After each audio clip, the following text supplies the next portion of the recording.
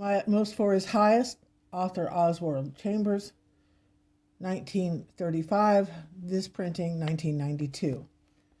The compelling majesty of His power. The love of Christ compels us.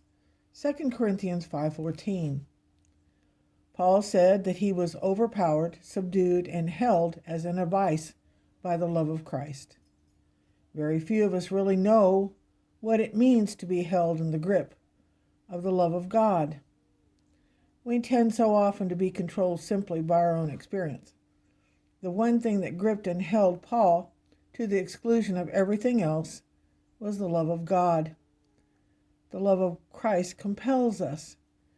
When you hear that coming from the life of a man or a woman, it is unmistakable.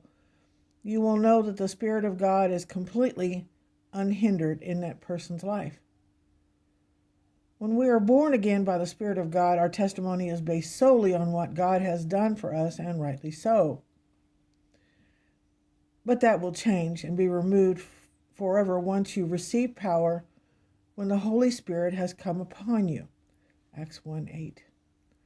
Only then will you begin to realize that what Christ meant when he went on to say, "And you shall be witnesses to me." Not witnesses to what Jesus can do. That is basic and understood. But witnesses to me. We'll accept everything that happens as if it was happening to him, whether we receive the praise or blame, persecution or reward. No one is able to take this stand for Jesus Christ who is not totally compelled by the majesty of his power. It is the only thing that matters, and yet it is strange that it is the last thing we as Christian workers realize. Paul said that he was gripped by the love of God, and that is why he acted as he did.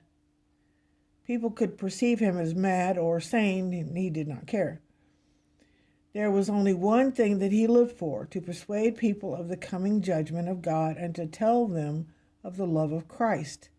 This total surrender to the love of Christ is the only thing that will bear fruit in our life, and it will always leave the mark of God's holiness and his power, never withdrawing attention, never drawing attention to our personal holiness.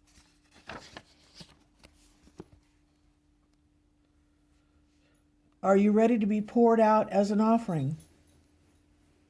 If I am being poured out as a drink offering on the sacrifice and service of your faith, I am glad and rejoice with you all. Philippians 2:17. Are you willing to sacrifice yourself for the work of another believer? To pour out your life sacrificially for the ministry and faith of others? Or do you say, I'm not willing to be poured out right now, and I don't want God to tell me how to serve him.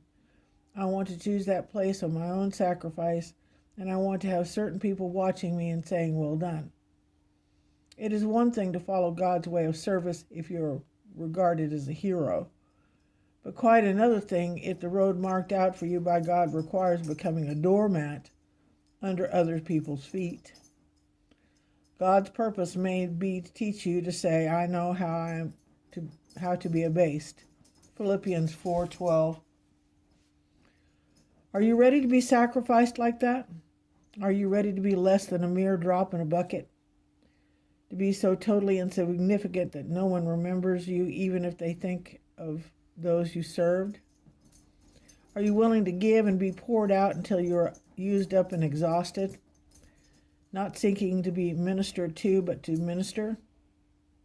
Some saints cannot do menial work while sustaining a saintly attitude because they feel such service is beneath their dignity.